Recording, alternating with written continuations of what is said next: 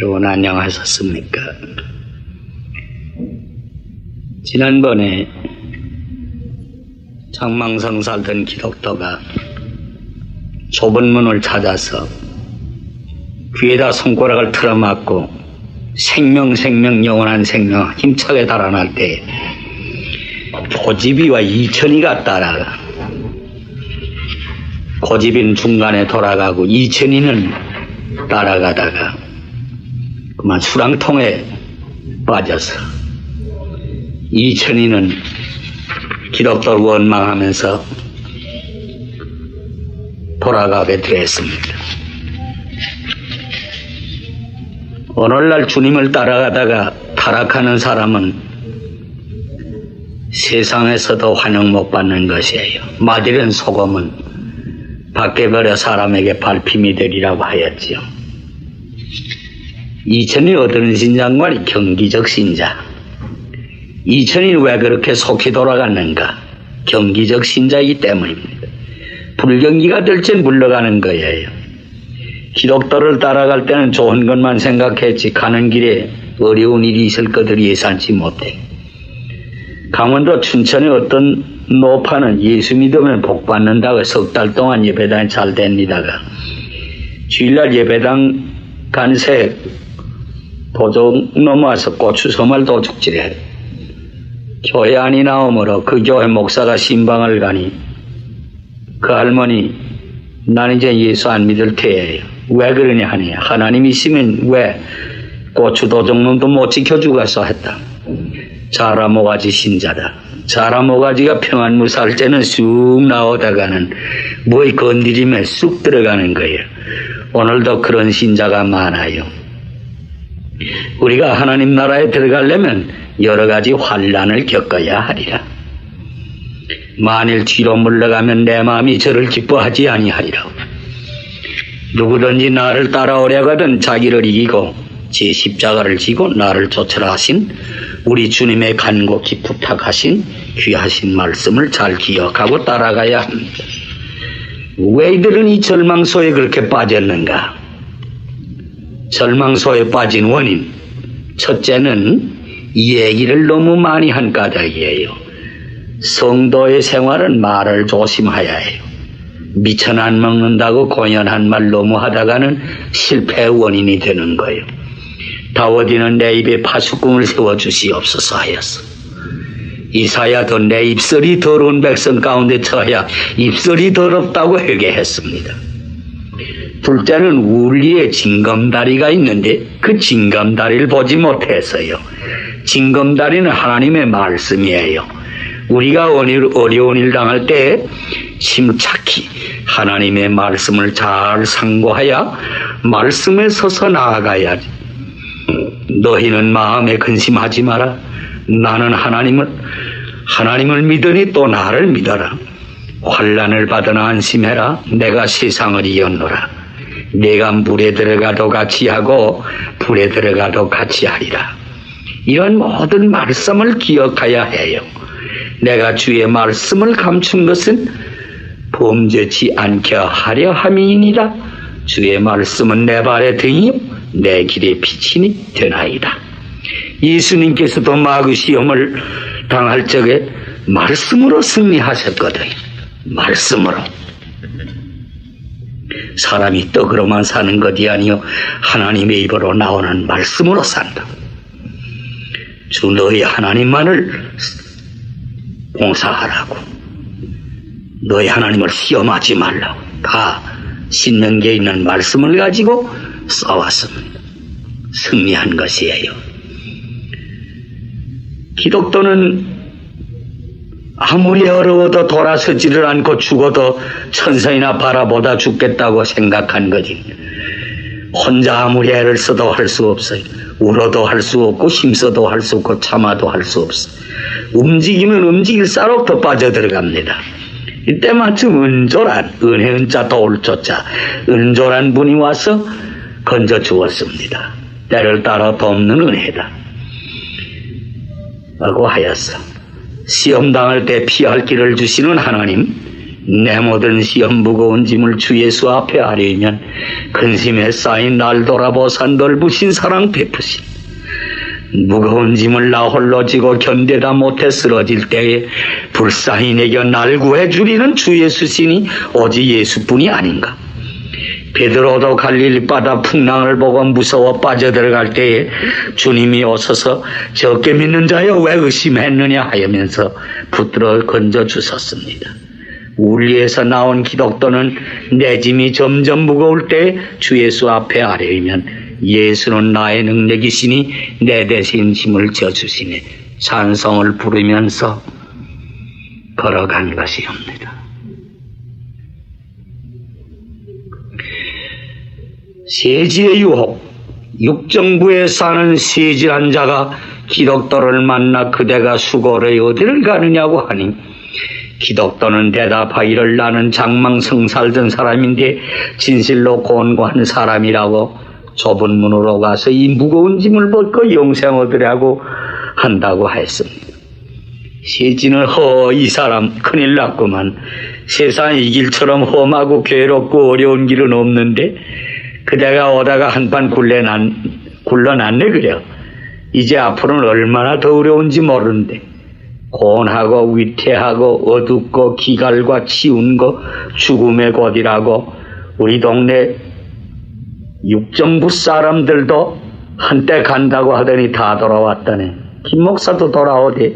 이장로도 돌아오고 홍권사도 돌아오고 양권찰도 돌아오고 그대로 가단 죽나보대. 주기철 목사도 옥중에서 죽었다. 손녀한 목사네 3부자 한꺼번에 죽었대. 이판일 장로 13 식구 한꺼번에 죽었대. 그렇게 하고는 숱한 고통을 당하는 모양이지. 어느 날을 참 잘 만나네. 이제라도 속히 돌아가게. 내가 경험도 많고 지식도 많은 사람이니 내 말만 들으면 행복일세 한다. 기독도는 아니요. 아무리 어려워도 이 집만 벗는다면 아무데라도 가겠소이다. 세지는 그 집 있는 줄 어찌 알았나? 기독도 이 성경책 보고 알았지요. 세지의 이 무식한 사람은 그렇게 마음이 약해 어찌해. 그거 다 사람 속이는 거야. 그래 처자가 있지 않는가? 그렇게 무정히 혼자 살겠다고 하는 것은 인정도리상 용납하지 못하는 이니 정이 그 집 벗기 원하면 내 좋은 길 하나 가르쳐 줄 테니 작게 보이는 시내산 아래 도덕촌 찾아 율법 선생한 데 가서 수양을 하고 돌을 닦아보게. 거기는 물건도 싸고 집도 많아 처자를 데리고 재미나는 생활을 하는 곳이야. 기독도는 그 말을 듣고 그렇게 좋은 길이 있어요? 하곤 가던 길을 버리고 복음의 길을 떠나서 시내산 율법 선생을 찾아갑니다. 갈수록 짐은 점점 더 무거웠고 공포와 의심에 쌓여 죽게 되니 진퇴양난이. 산에서는 화광이 일어나고 불꽃이 그 몸에 미치려 할 때 그제야 세지에게 속은 줄을 알고 후회하며 더 가지 못하고 전신의 땀만 흘리고 있었답니다.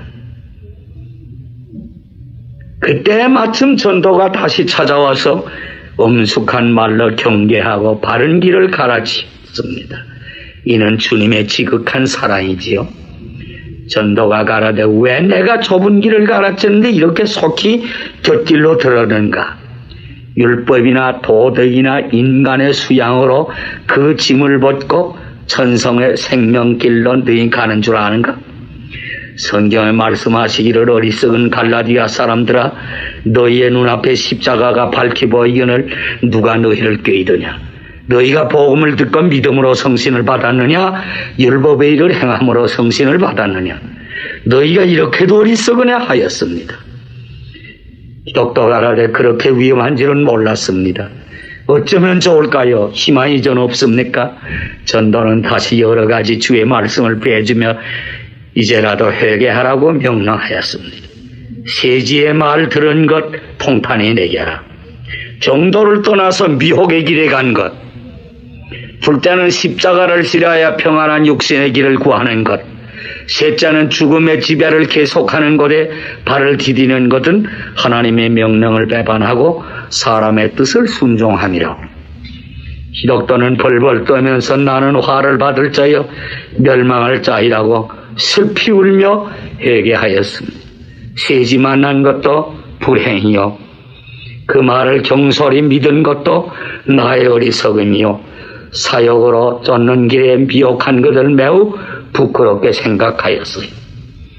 전으로는 다시 주의 근혈과 사죄의 말씀을 주어 위로하고 바른 길에 세워주었습니다. 들었고 떨므로 너희의 구원을 성취해라. 이단을 삼가라. 우리 가는 길에 복음에 서지 못한 어린 심령들은 율법주의, 도덕주의, 신비주의, 인본주의, 자유주의자들에게 괴로움을 많이 당합니다. 사이비한 소위 종교, 이단 지도로 끌고 나간다. 좀 신령하게 잘 믿어보라는 자가 근본 문제는 알지 못하고 지연 문제를 주창하다가 미혹에 드는 일이 많아요. 가령 성신 받는 일은 먼저 비달해서 죄를 깨달아 회개하고 성결을 받으며 또 참사랑이 내 마음에 성취하여 그리스도의 영으로 충만함이 급선무의원만 무슨 이적이나 묵시나 금식이나 방언이나 신우나 예언을 주창하다가는 탈선이 됩니다. 물론 성신의 역사에도 늙은이는 꿈을 꾸고 젊은이는 이상을 본다고 하니 이상이 있습니다. 그러나 그 이상이 성신으로 오는지 마귀계로 오는지 분간하기가 대단히 어렵습니다. 열매를 보아서 그 나무를 아는 거예요. 신비주의로 주의 말씀에 서지 못하고 극단적 감정과 자기 노력을 믿고 특별한 무엇을 보고 들으려고 사람의 정욕으로 구하다가는 성신은 받지 못하고 마귀 영에 속아 자기도 속고 사람을 속이는 일이 많답니다. 율법주의자들은 가운데는 토요일이 안식일이라 주장하여 하나님의 계명을 엄수하는 것 같으나 밤낮 날 타령하는 것은 복음이 아니에요. 주께서 말씀하시기를 안식일이 사람을 위하여 있는 것이요 사람이 안식일을 위하여 있는 것이 아니라고 분명히 알려주지 않았습니까? 예를 들면 당나귀가 사람을 위하여 있는 것이지 사람이 당나귀를 위하여 있는 것이 아니라 당나귀는 사람이 타고 다니라는 것이지 사람이 당나귀를 머리에다 뒤집은 지고 다니라는 말이 아니란 말이에요. 이제는 날 타령 그만 침하고 안식일의 주인 되시는 산 예수를 그대로 받아 당신 심중에 주님 한 분으로 만족하시기를 진실로 바라는 바예요. 이러니 폐지하고 순복음적이요 정통 건전한 신앙은 이것이라고 생각합니다. 정통신앙. 하나님은 빛이시다. 빛은 이지 방면이에요. 하나님은 사랑이에요. 사랑은 도덕 방면이에요. 하나님은 생명이에요.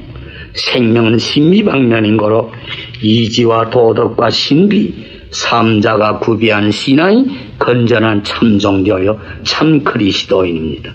이지와 도덕이 결함된 신비는 미신에 빠지고 신비에 체험이 없는 이지는 너무 냉랭하고 쌀쌀하고 이지와 신비가 없는 도덕가들은 너무도 건조무미하고 싱거워요.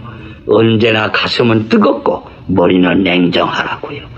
신비의 가슴이 뜨겁다가 머리까지 뜨거워지면 큰일이요. 기독도를 위로하고 다시는 곁길에 들지 말라고 신신부탁하고 좁은 길로 가는 길을 다시 분명히 가르쳐주고 흔연히 작별했습니다. 제차 사명의 사랑이에요. 당신의 택한 사람을 위해서는 자주자주 전도를 보내주시면 주께서 자기 백성을 사랑하시되 끝까지 사랑하시다라는 말씀 그대로요.